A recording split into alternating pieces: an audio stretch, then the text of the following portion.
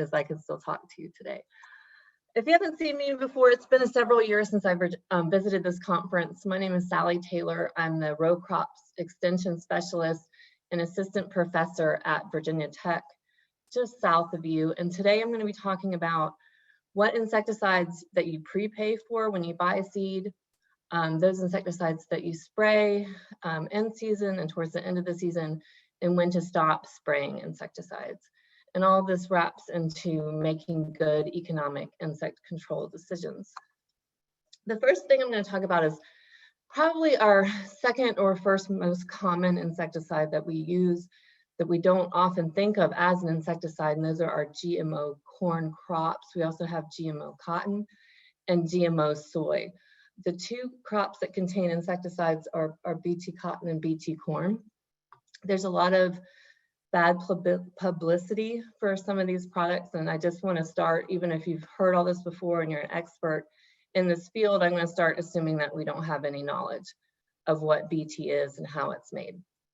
So BT stands for Bacillus thuringiensis. It's a bacteria that produces an entomopathic toxin, and we take that bacteria, extract the DNA for the toxin it makes that kills insects, amplify that segment, insert it into the genome of a corn plant, and then selectively breed that corn plant, not just for expression of that toxin, but for yield and other agronomically favorable characteristics.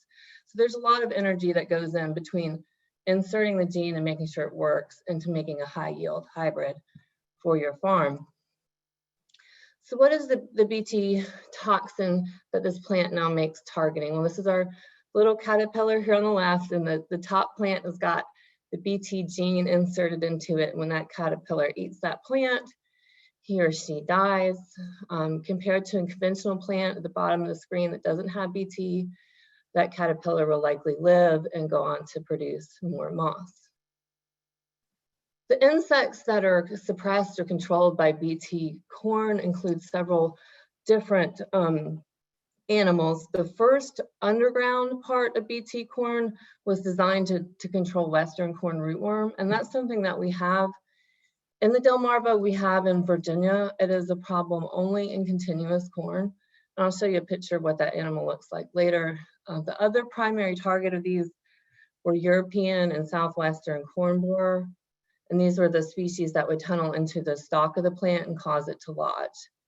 So if, like me, you came about in your ag career after 1996, that was the year I learned to drive, you may not have ever seen a European corn borer or the damage that it does. So just keep in mind that we've had these products long enough that farmers that are 40 years old or younger may not remember what some of these animals look like.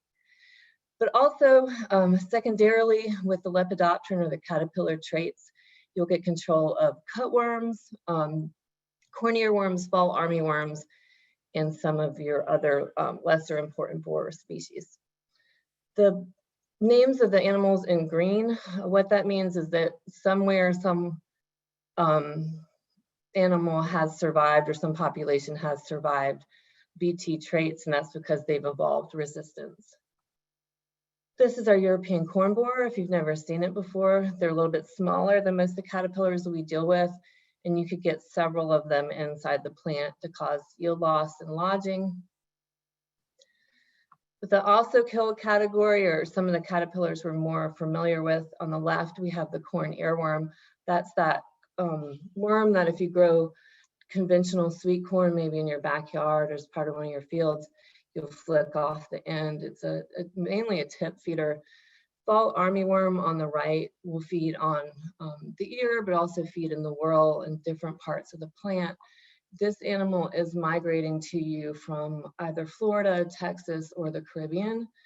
So I hope that you will not see it in your corn in Maryland, or when you see it, it's very rare towards the end of the season, or Delaware, or Delmarva, excuse me.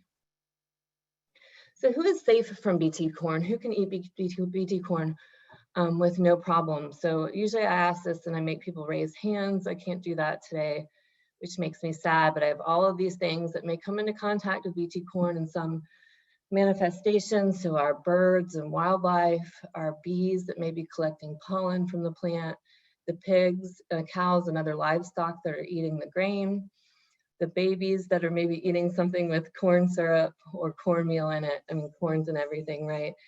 And then finally, we have our non-GMO protesters at the bottom. All of these things can safely, all of these people can safely eat BT corn. It's very, very selective for pest insects, only in certain guilds or categories. And what's so great about BT corn, what made it such a good thing, and we have such a high adoption rate of it, is when it was introduced, the amount of insecticides that we were spraying on cornfields crashed tremendously. So if you look at the slide, the bottom axis goes from 1996 to 2014. The adoption of BT corn is the green line. You can see it's slowly risen. I'd say today it's around 100%. And as it has risen, the blue line has dropped, and the blue line is insecticide use per hectare. So we really have derived a benefit of this in farmers, that we're not having to go out and spray our fields with pesticides. There's less of a risk to us as pesticide handlers. And there's also been a great benefit to our neighbors and you know, fellow people on this planet that are encountering less environmental residues as a consequence. What are the risks? So what are the negative parts of BT corn? Well, I think the biggest risk to BT corn is that it will stop working.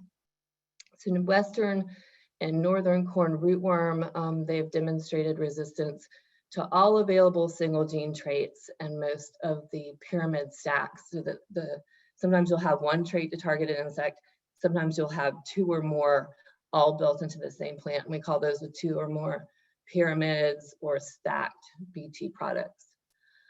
The baddest of the bad, European corn borer. 23 years after we first introduced BT corn, a population came through a Cry1F, this is Herculex 1 trait package in Ontario, Canada. So that's the thing that everyone has really feared all along, that our major pest insects will start coming through the technology. And that's certainly true where I live with Western corn rootworm. And hopefully we can avoid the complete failure of these products. The other baddie, corn earworm, is also known as the cotton bollworm, and it's demonstrated resistance to all single genes and sacks, except for the VIP3A, which is our newest trait. And who is hurt by BT resistance? Well, what's the big deal? And if you were in a cotton growing state, I would show you the slide on the right, which shows the difference between BT corn or BT cotton when it first came out on the left, and BT cotton now when you have a single trait gene, and bollworm takes as much of a single trait Cry1AC plant as they do a conventional cotton plant. So we've lost the benefit of BT in some of our cotton varieties. But the other issue is this slide on the left, and that is BT sweet corn. That is sweet corn grown in Virginia. It only had one BT or Cry toxin in it, and that's Cry1 toxin. It's very common to see corn earworm resistant to that toxin. And what's particularly bad about this picture is that this is completely unsavable. You can't cut the tip off of that ear. The other scary part is there was a time when corn would only produce one corn earworm moth per ear because they ate each other as larvae. What the consequences of eating the toxin, even though they're resistant to it, is they're less cannibalistic. So when you look at this ear, there's a little caterpillar crawling away up to the left. There are multiple exit holes. We ended up making 4, 5, 6 resistant moths off of one ear of BT corn. And ultimately, who ends up getting hurt by BT resistance are corn farmers. This is my truck down on the right. This is a field in Virginia mountains of continuous corn. And what has happened is Western corn rootworm underground has eaten most of the root system. And he got a little bit of wind, a little bit of rain, and everything fell down. So this is ultimately what we don't want to see. So what can we do to avoid this? What can you do on a farm level or perhaps on a dealer level? Well, what we need to do, what we need to address is planting non-BT refuges. And we have a very low compliance of non-BT refuges And that is for a variety of reasons that I'll go into. But first, let me explain a little bit about what a refuge is. Refuge, or high-dose refuge, is our only IRM plan approved by the EPA. And by IRM, I mean insecticide resistant management plan. And the idea behind it is that the refuge or the non-BT plants planted near the BT plants will produce an overwhelmingly large number of BT resistant insects who will then mate with the 1 or 2 survivors from the BT field to dilute that resistant allele in the population. So you're really just kind of wanting to drown out any instance of resistance by mating it out of the gene pool. There are several ways that a farmer can be compliant with refuge plantings. When they first started, typically what we saw was a block option. So you could put a block at one end of the field, or perhaps the middle of the field. That's a top left option. You could plant your perimeter. So you could plant the middle of the field, and then maybe do your headlands and backlands, areas where there might be compaction or less yield potential. You could do that to your refuge corn. Adjacent fields, so if you have some across the road or side by side, and you can also have them separated by a half-mile maximum between your refuge and your BT corn. Another option would be splitting the planter, so pouring non-BT seed for a minimum of 4 rows in that planter and having strips of refuges. The most popular and the most well adopted, because you don't get a choice, is called Refuge in a Bag, or RIB. And this is a seed blend. So the manufacturer will take non-BT seeds and mix them at some rate in with the BT seeds. So there is no switching seeds at the farmer level. You just straight plant. For multiple reasons, it's a bad idea for insecticide resistance development, but also because of the added compliance, it's a good thing for IRM. So there's a lot of debate on whether or not the refuge in a bag will be durable, but it is a way to stay compliant. So why don't we plant refuges? Some of it is logistics. Like, I don't want to get off the planter and switch seed. Maybe I don't want to do the math and figure out what 5, 10, or 20% of my corn land needs to go to refuge. There are different requirements based on the hybrid that you buy. So that's a little bit confusing to people. They're not really sure what the BT is bringing them in terms of yield potential, and I'll talk a little bit about that. Seed availability is a problem.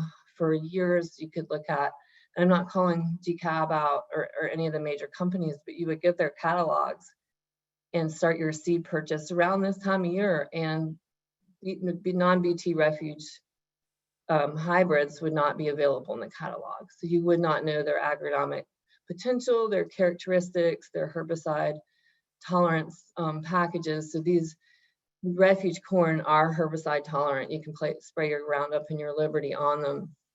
So that's not an issue, but they're just not well advertised. And the final component, which I'm going to go into next, is the perception of risk. So am I risking 20% of my corn acreage to insects? What am I going to lose by planting my refuge? So let's unpack that a little bit. Corn borer populations, so this is our main above ground, our main caterpillar or lepidopteran target, have been low and non-economic for some time nationwide. So this graph here goes forward to 2010. We see even a further reduction, this trend continuing 10 years later.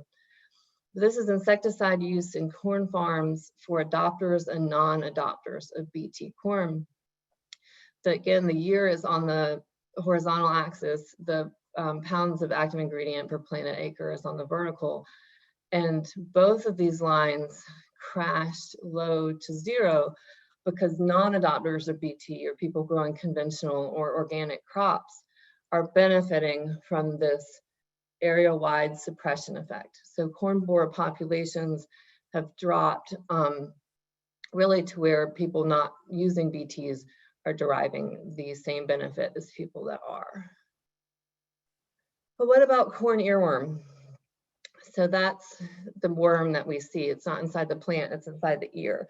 And being inside the ear and feeding on the kernel makes it more, well, I mean, obviously it's more visible, but it's more in the forefront of our head that, well, hey, that's eating my grain. I don't want it to eat my grain.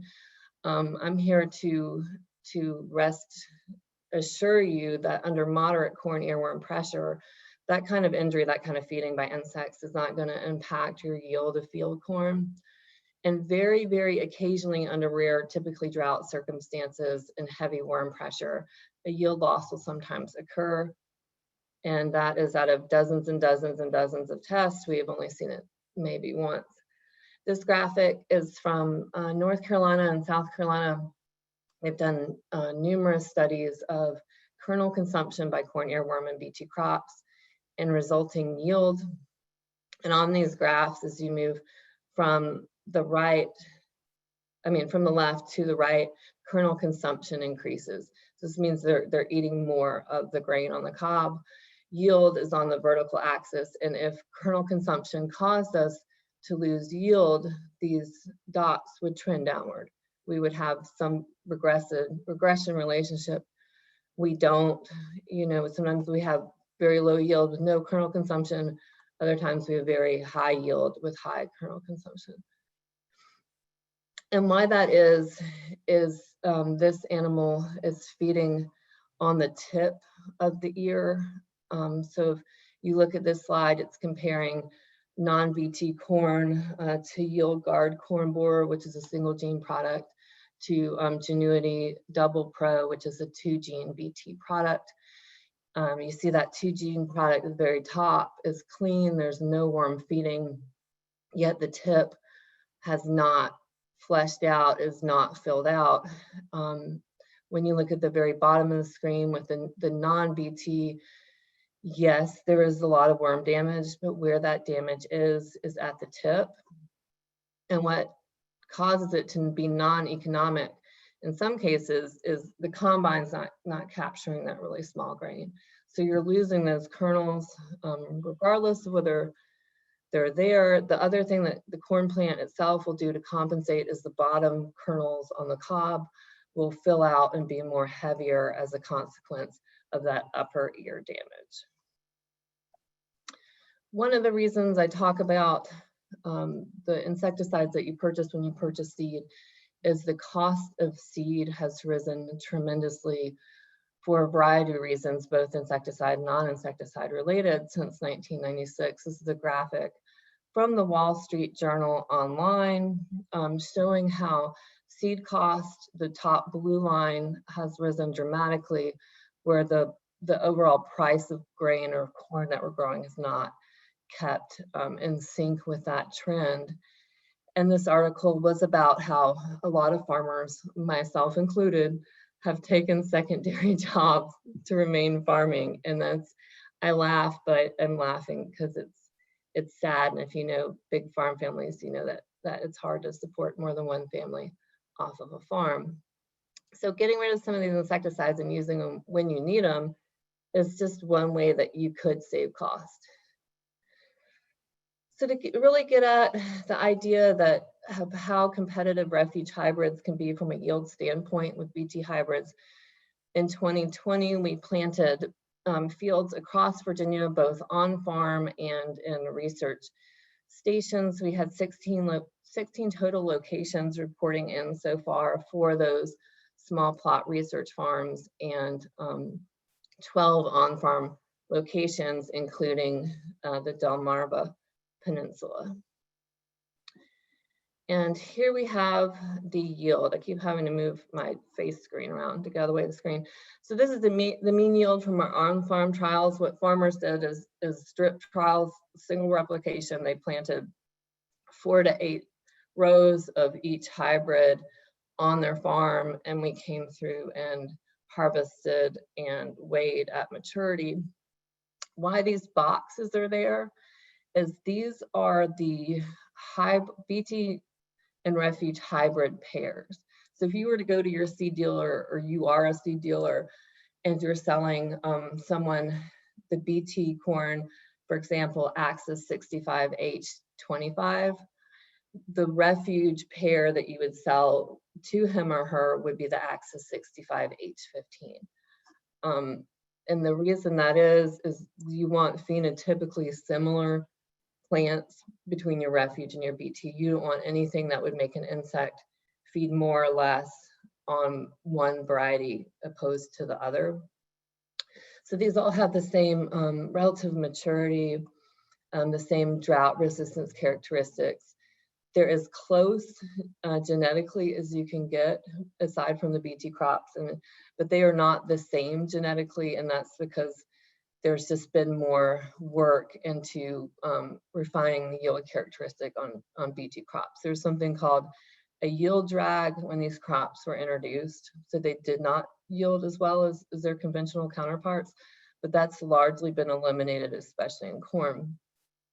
There are no error bars, there are no letters on these slides, and that's because there was no statistical differences. So bushels per acres on the vertical, the taller lines are the better lines, the yellows are non-BT, and the greens are BT. And in some cases we had the Refuge out yield the BT, sometimes we had the BT out yield the Refuge, but the differences were small. They varied between farms, and largely they were non-existent. So there was no yield difference whether you chose to plant a Refuge or not. Looking here at the small plot trials, so these are replicated experiments on research stations. The 4-row plots replicated 4 times for each variety. There are a lot more hybrids in these experiments than the on-farm trials because they include experimental lines from the companies trying to develop a more robust catalog for planting non-BT corn. Again, the yellows are Refuge, the greens are BTs, and bushels per acres on the vertical axis. So we see that even though our top yielders were BT, they were not significantly different than the non-BT, and the non-BT outperformed several popular varieties of BT corn sold in Virginia. So from a yield standpoint, I honestly believe that you can plant your required Refuge with no economic effect, and you may have a positive economic effect because you're saving $20 a bag and you're yielding the same as you were. I will say with the caveat that I don't think we should all go back to all planting non-BT corn, because we could end up in a situation where these populations of pest insects that have crashed can come back in large numbers. The good news is entomologists are tracking these pest populations. So if they start coming back in high numbers, we can tell you these things. But really this presentation is meant to encourage people to be compliant with the law and follow IRM best management practices. So what are my recommendations? Well, resistance is causing economic losses to sweet corn farmers and cotton farmers now. Eventually, the resistance is going to cause economic losses for all of our corn farmers. And the only thing that we can do is follow IRM and plant our Refuges. Moving on to the other insecticide purchase, and I said that BT was maybe the most popular or second most popular insecticide purchase, and that's because all commercial corn seed is coated with an insecticide. So you're buying an insecticide incorporated into the plant, or plant incorporated protectant, and you're also buying a seed protectant when you buy corn. It's non-optional in most conventional corn and BT hybrid varieties. It is optional in soybean. The thing that is being targeted, or the suite of animals that are being targeted, are our below ground beetle pests. These are the animals that feed on seed and on roots of the plant. So in the center, the small yellowish beetle, that's our western corn rootworm. I know I've seen them for sure in Delaware. Dr. David Owens has reported them in some of your non-rotated fields. We also have wireworm on the bottom left and white grub on the bottom right. Though potentially this list could also include seed corn maggot, which is a more sporadic pest. So that's what these treatments are there to control. As part of our on-farm trials in Virginia with a BT, non-BT, we had BT hybrids with different levels of insecticide on the seed coating. All of them had some insecticide on the seed coating because the minimum level that you can purchase, and you can't purchase any less, is clethianidin at 25 milligrams per seed. That's also known as Poncho 250. It's the base level of clethianidin in Lumigen as well. These lighter bars have the base level of insecticide. The middle bar that's a little bit darker had 50 milligrams per seed. And the very dark bar in the center had 1.25 milligrams of active ingredient per seed. The plant stand is the vertical in this one, so taller bars are better. You did get more plants. And this just illustrates that adding an insecticide averaged over these 12 farm locations did nothing to increase the number of plants you grew. And the reason behind this partially is you do have some germination issues the more insecticide that you add to the seed. So in the absence of pest pressure, by upping the rate of insecticide on the seed, you could be lowering your plant stand if nothing is being controlled by the insecticide. We did wireworm trapping on all 12 of these farms. We did 4 traps per farm the week before planting, left them out for 1 week, and we collected from all 12 farms 48 traps in total, 3 wireworms. So there was not a lot of pest pressure going on in Virginia in 2020 below ground with our cooperators. When we look at the small plot trials of the 4 research station trials in different parts of Virginia, we see the same trend, plants per acre here on the vertical, so the taller the better. The darker bars are more insecticide, the lighter bars are less insecticide. And that's when it really comes into statistical significance that by adding insecticides where you don't need them, you're costing yourself plants. So I encourage you to do a little bit of digging, a little bit of thinking about the history of your farm, what type of land you're on, what type of rotation you're in. Where we see more soil pests are non-rotated. So if you're corn after corn after corn, you're gonna build some level of pest population. The other instance would be switching from grass or pasture to corn would be high risk. But if you're rotating, you've never experienced lodging, you don't have any reason to suspect high pest pressure on your field, you do a lot better by leaving the low rate of insecticide alone. You're not upping your yield potential by upping your insecticide. And if you need help making those kind of decisions, I encourage you to contact Dr. David Owens at University of Delaware, myself in Virginia, or Galen Dively in Maryland. So in Virginia, with our continuous corn, rootworm is an issue, resistant rootworms are an issue. We've been looking at high pressure scenarios. So these are fields that we know have lots of rootworms in them annually. What is the benefit of having a BT corn that targets rootworm and that higher rate of insecticide on the seed that targets rootworm? So sometimes the seed treatments alone would improve yield on the Refuge varieties. So if we took a Refuge hybrid and added the high rate of seed treatment, sometimes it was better than that variety with the low rate of seed treatment. And sometimes the BT corn with no seed insecticide on it yielded higher than the non-BT corn with no insecticide on it. But never did we see a yield benefit to putting the high level insecticide on rootworm specific BT corn.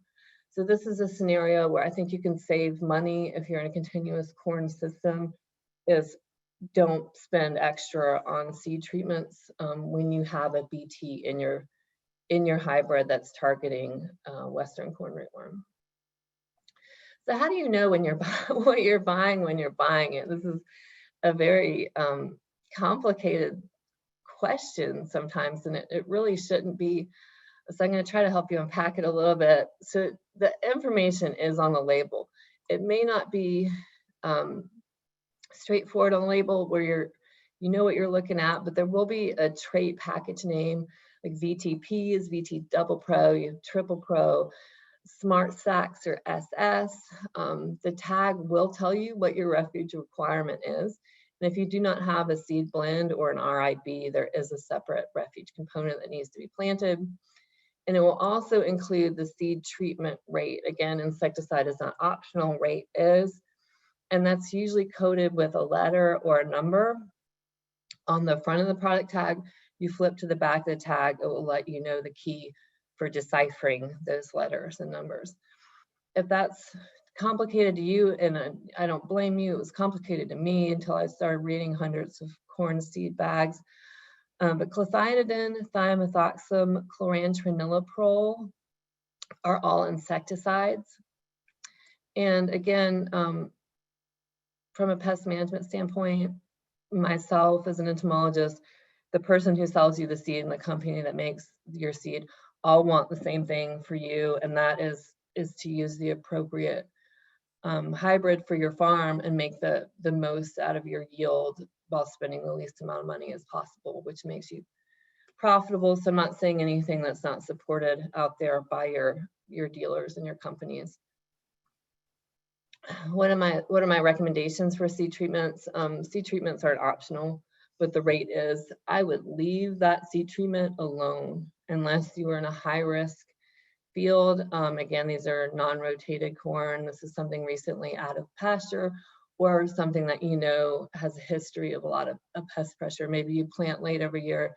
Maybe you use chicken litter every year and you have some problems associated with pests. You typically know that's your problem field. And then if you're worried about Western corn rootworm and non-rotated corn, that seed treatments and the BT traits offer similar levels of protection. Now you can get these same insecticides on soybeans. They're an option with soybeans or an upgrade. Very few come automatically on the seed, but every once in a while you will find that. And I'm not going to show data because we have just an overwhelming amount of data that demonstrate that there's no yield advantage to putting insecticide on soybean seed if you're in the mid-Atlantic, including Virginia and North Carolina. There's just not, don't do it. One of the reasons you don't want to do it is now we're combating more slugs and no-tills. We're not tilling, and we're planting cover crops, which, as we heard from our last speaker, are awesome soil management practices. You know, we're protecting the Chesapeake Bay, we're reducing runoff and all these things, but now suddenly we have slugs, and what makes slugs worse is using insecticides. I'll talk a little bit about that now. So in Virginia, for the past 2 years, we've been sampling commercial fields in Western Virginia and some on the Eastern Shore. All told, per year, we sampled between 3,500 and 4,000 acres each year. And what we're looking at is slug feeding, residue amounts, soil characteristic, and landscape factors. We talked with the farmers or land managers about their tillage practices, their insecticide use, row cleaner use, cover crop history, cover crop type, their rotation scheme, when they used herbicides and what herbicides they used, and fed all this information into a modeling system. And the only thing that made slug injury worse, so the only thing that made slug injury on the plants more apparent was using an insecticide. So in this slide, we have slug injury rating. For this year, it was really low. We had a scenario where one year we came off a cold winter, extremely cold winter. Another year, we had fabulous growing conditions, so the plants grew right through them. But we still saw this statistical difference between when a farmer used an insecticide on that field and when she or he did not. So the injury rating is on the vertical axis, the taller bar is the worst bar, and we have more slug feeding with insecticides. And what's going on with that is slugs aren't insects, but a lot of the things that eat them are. So if we look at how many predators are in each field, well, those fields, the yes here on the right, don't have as many predators when you spray an insecticide. And this is also true of seed treatments. So with seed treatments, slugs eat the seed, the insecticide gets in their body, the predator tries to eat the slug and it dies. The other scenario where people are using insecticides is they're doing a cover crop burn down or a late burn down, and they're concerned that they may have something in the field and it's cheap insurance, so they're putting it in the tank, and what's happening is it's not a good insurance plan because it's putting you at higher risk of slugs. So keep that in mind with your herbicide burn down, leave that insecticide out unless you are planting very, very late and you have a high instance of pest pressure in your field. So moving on and away from seed treatments, we still have plenty of time. Let's talk about spraying insecticides, and I'm going to specifically talk about soybean. Soybean, other than defoliators, has very few pests until you get into potting pods on the plant. Our big potting pest is corn earworm that you see here on this slide. Sorry, it's not the best resolution of photograph when I blew it up. We saw quite a bit of cornworm infestations in 2020, and that is typical of a drought year. And this is, you have a good population of insects. We had a mild winter, they got an early start, they were migrating to us sooner. We had high corn acreage, which contributes to it. And then when you have a drought situation where the rows aren't lapping and you don't have good early growth, you could get more moths in your canopy laying eggs, and thus more corn earworm. We have been tracking corn earworm resistance to pyrethroids using a cypermethrin vial method. And we've been doing this in Virginia since 2003. Dr. David Owens is also doing it in Delaware. And this is not a measure of how effective a specific pyrethroid is when you spray it against corn earworm in the field, but it is a good measure of looking at how that corn earworm population has changed over time in relation to pyrethroid exposure. So on this slide, tall bars are bad bars because this is survival in a treated container of the moths. And we started this program very, very low survival. There was some survival because you have to remember pyrethroids have been out for a very long time. So selection on these products had been happening for years when this program started. But as we moved into the 2000s, 2010s, and we saw survival approaching 50%, and that right there, 2016, 2017 mark is when I started in Virginia, and that's where we started having field failures of pyrethroids. This is when I started getting those calls of, hey, I put 6.4 ounces of bifenthrin on my field, Sally, and it's still full of worms. So this was a good measure for me to know when we're going to start experiencing problems is when we see high vial survival. Since that peak in 2016, it's gone down a little and started to come back up. So we noticed this in our spray test is sometimes the pyrethroid does just as good as a worm-specific material, and sometimes it doesn't. We don't have complete failure of these products. Typical of corn earworm is they'll slowly become more tolerant of an active ingredient, unlike tobacco budworm, which will flip from susceptible to resistance seemingly in a generation. Corn earworm moves more slowly, so this is something to pay attention to, is how well our products are working through time. Looking at spray test, these are 4 different spray tests over in Virginia in 2020. These are 7-day after spray counts for corn earworm, and the vertical axis here is number of larvae per 15 sweeps. So tall bars are bad bars, and I ordered their products in terms of efficacy. So our untreated bars here on the left has no insecticides on it. Warrior 2, Asana, and Brigade are all pyrethroids. We typically see Warrior 2, which is Lambda cyhalothrin, and Asana, which is, I can't remember right now, I'm sorry. Those two tend to not do as well for corn earworm as some of the other pyrethroids. Brigade, which is bifenthrin, and Baythroid, which is beta cyfluthrin, do better and have done as well as anything else in some of our tests. So there are some differences amongst those insecticides in the same class. I put some arrows here to highlight worm-specific products. So Prevathon, Blackhawk, Intrepid Edge, and Radiant will only kill caterpillars.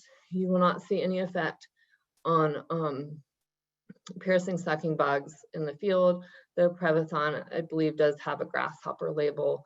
The target of these insecticides is specifically worm pest. Besiege here on the very right is a mixture of the product that's in Warrior 2 and like a Prevathon. So it's a diamide plus a pyrethroid. It's the only thing on this list that would carry a label for both stink bugs and corn earworm. Soybean defoliators have become increasingly problematic, and especially our wheat beans or our double crop beans in Virginia. It's related to higher pest pressure. Sometimes carryover of some things and cover crops can cause early season defoliation, but certainly the migration of pest insects, specifically caterpillars, from the south is happening sooner and in larger numbers. So we're getting these defoliators in places we typically didn't. We use a defoliation threshold, so you can lose 30% of your leaves prior to 2 weeks before bloom, and then 15% is your threshold from bloom to podfill. So I encourage you not to look at insect numbers as far as defoliation, but look at defoliation and then look at what you have to make a spray decision. Once you get to R6, double it. I mean, you can lose 60% or more of your foliage at R6, and that's perfectly fine. Just let it go. And then, of course, stop spraying at maturity. Soybean loopers are brand new to places of the Delmarva, especially as you move farther north.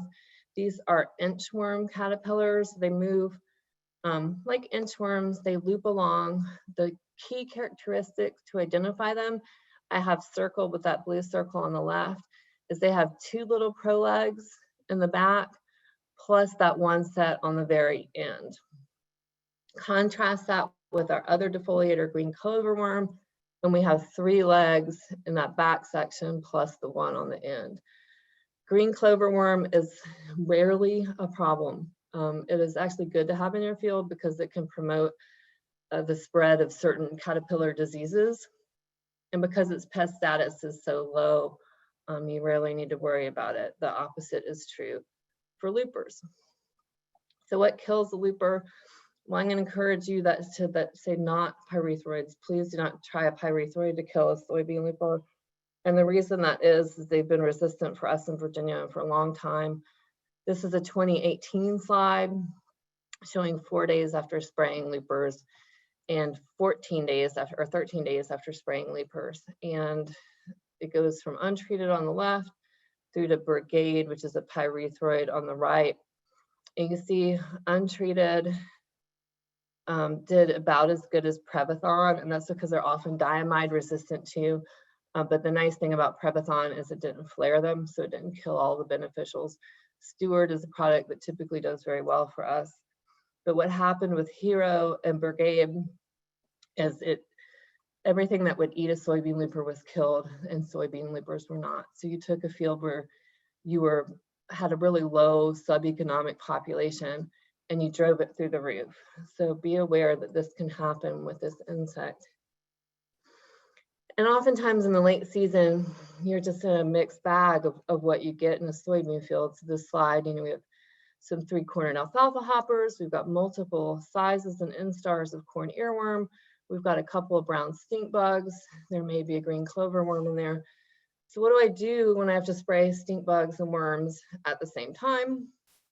Unfortunately, there's no good answer to this. There's no one product that can kill everything anymore. And when you're an older farmer, I include myself in that group, you remember when you could put one product in the tank and boom, everything was taken care of.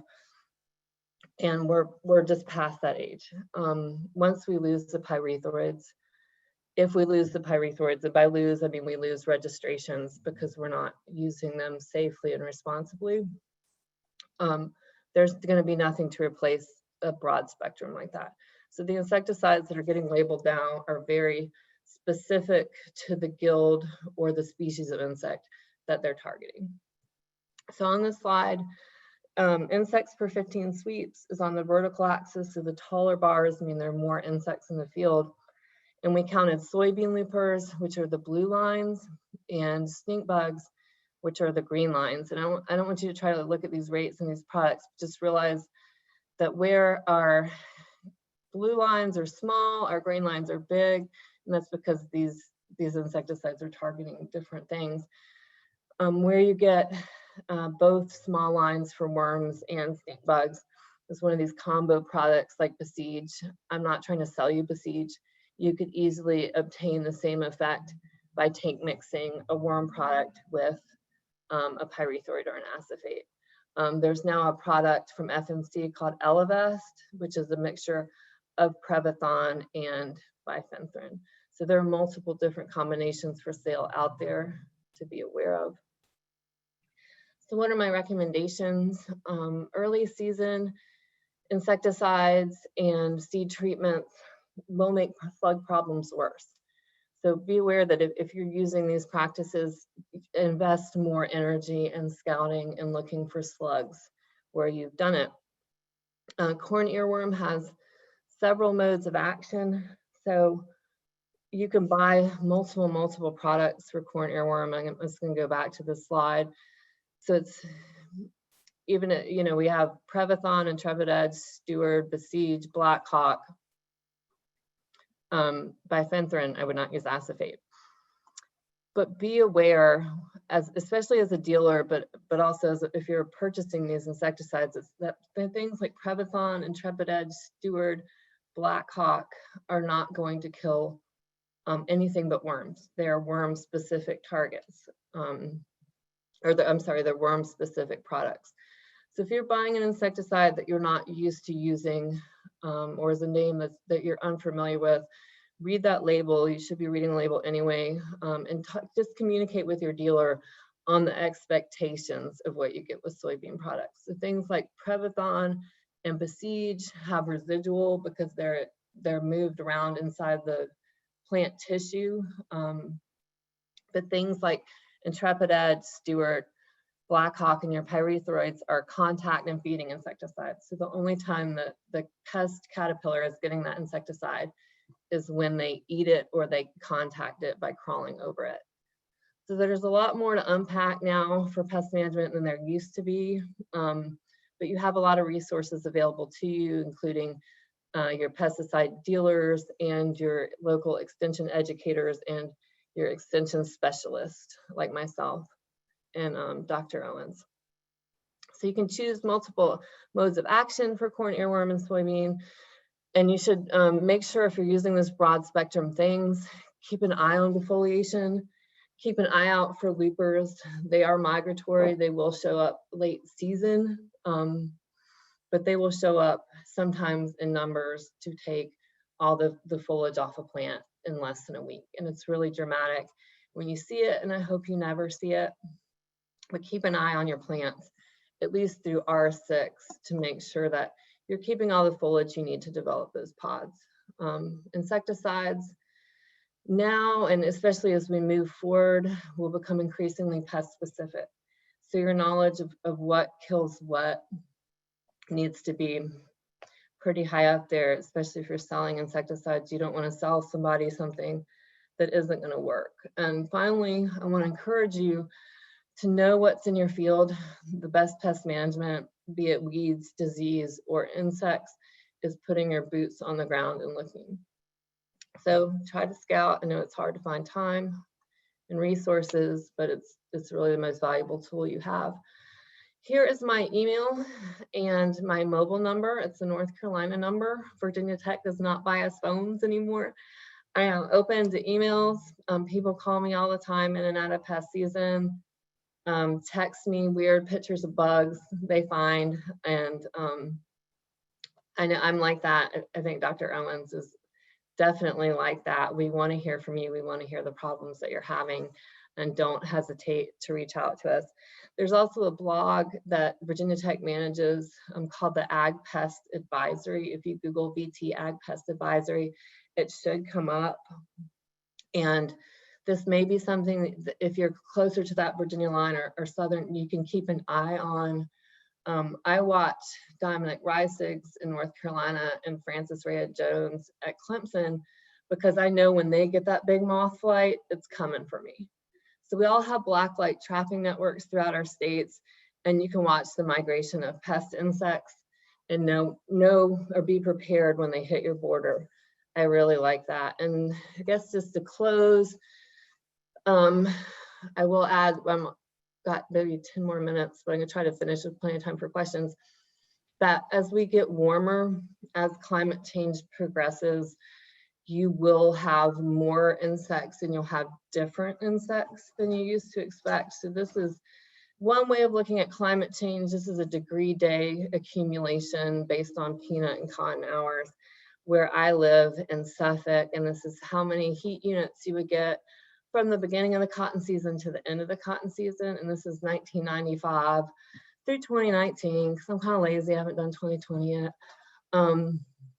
It just shows that we're gaining a day of heat, and that's just in season. This isn't including winter. We're gaining a day of heat each year. So we've put on maybe an additional month of growing time between 1995 and today, which is good in some terms for our crops, but also bear in mind that insect populations are temperature driven. So you're adding more pest development time. Okay, and that's it. Thank you so much for watching this morning and inviting me here. Thank you, Dr. Taylor. Appreciate it. If anyone has any questions for Dr. Taylor, now's the time to get them in the excuse me, the Q&A. While you're thinking about your questions, just want to remind everyone that this talk is approved for 1 pest management credit through Certified Crop Advisor, as well as approved for credit in Delaware, Maryland, PA, Virginia commercial, Virginia private, and West Virginia pesticide recertification programs. So when you get in to tackle that quiz, make sure you have your certification numbers ready.